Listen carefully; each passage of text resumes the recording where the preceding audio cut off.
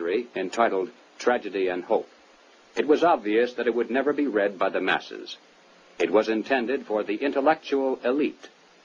And to such a select readership, Dr. Quigley cautiously exposed one of the best-kept secrets of all time. But he also made it quite clear that he was an extremely friendly apologist for this group, and that he fully supports their goals and purposes.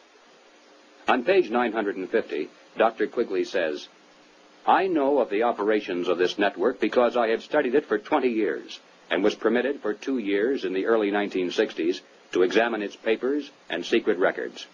I have no aversion to it or to most of its aims, and have for much of my life been close to it and to many of its instruments.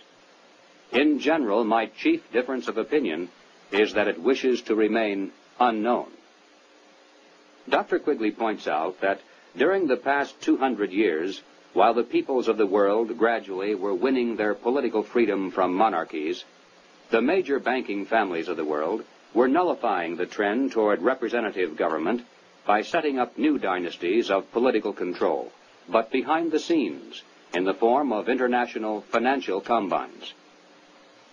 These banking dynasties had learned that all governments, whether they be monarchies or democracies, must borrow money in times of emergency, and that by providing such funds from their own private resources, with strings attached, of course, gradually they could bring both kings and democratic leaders under their control. Dr. Quigley believes that people should be more familiar with the identities of these clever banking dynasties.